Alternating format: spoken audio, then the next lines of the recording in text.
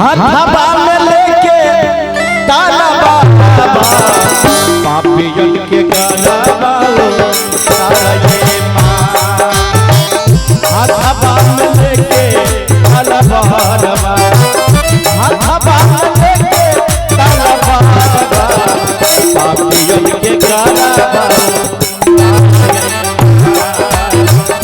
हाथवा में लेके ताला बाबा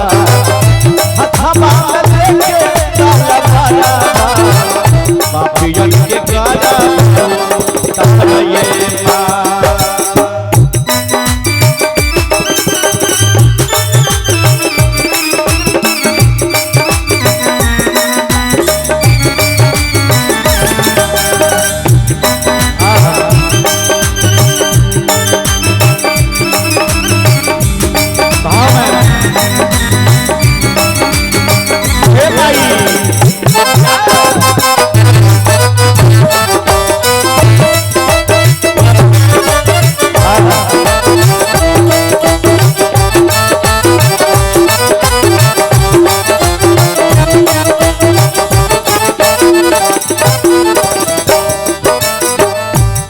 देखी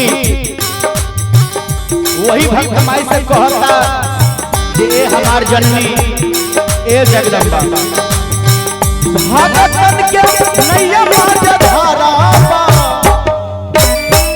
लगावे बेरा पारावा आब ये माँ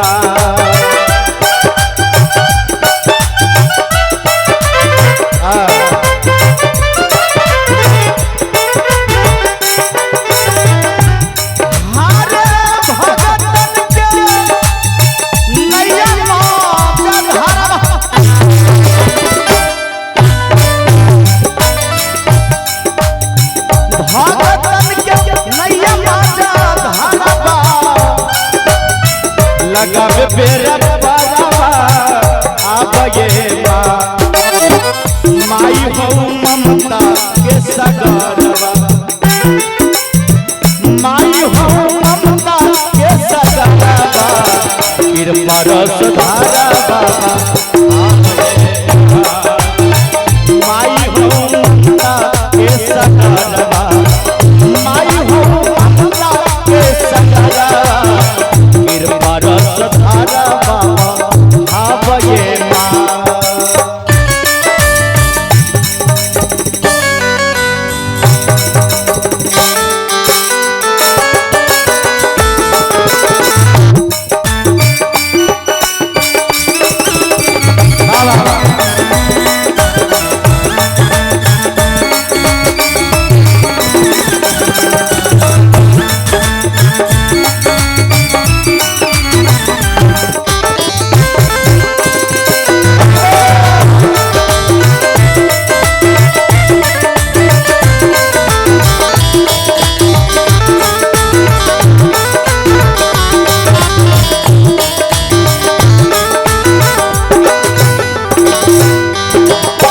देखी माई से भक्ता लोग कहता जे माई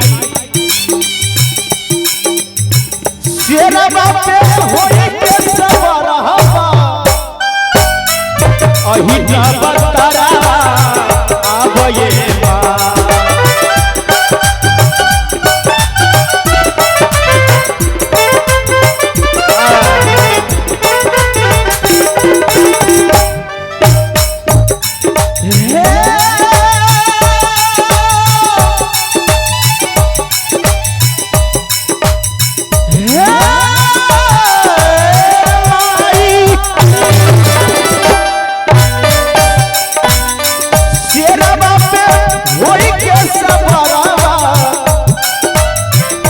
अहिना बतारा आब ये माँ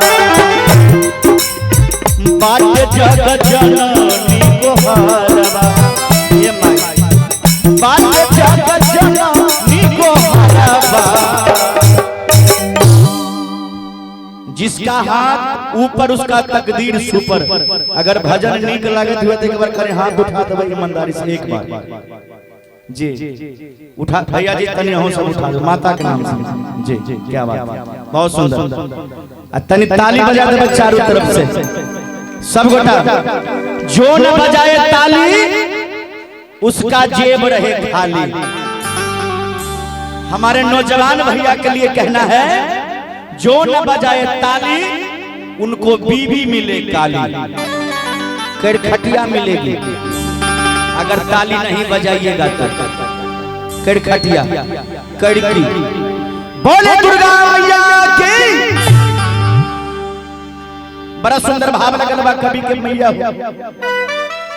शेरवा पे होई के सबरहवा आ यही न बतरावा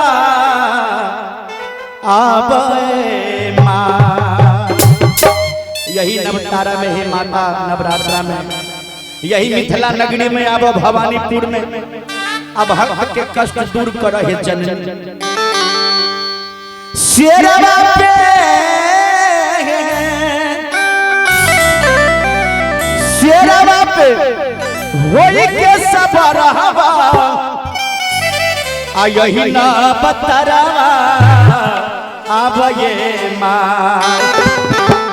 बाट जगत जननी गोहारा, बाट जगत जननी गोहारा, रस धारा अब ये माँ।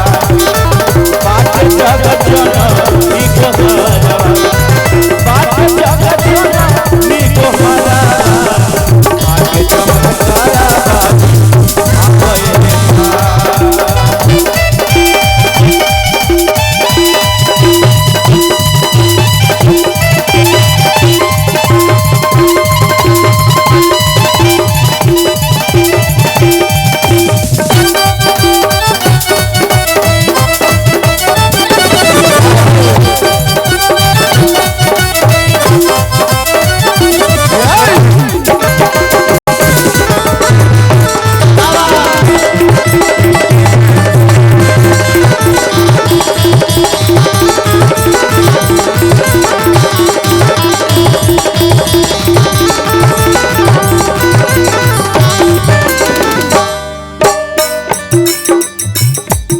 अंत में माई से भक्त कहता, माई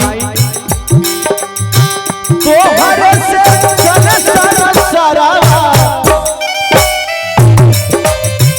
तोहरे से चले सरावा, सकतिया पराबादी हाबे माँ।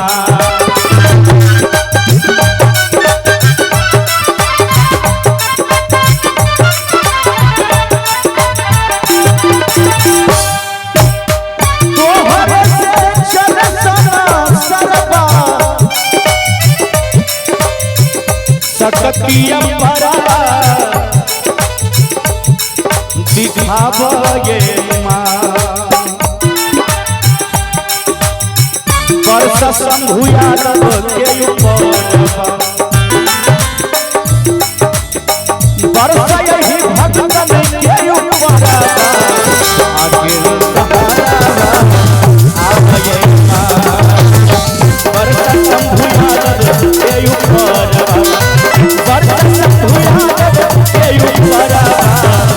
जिया चुना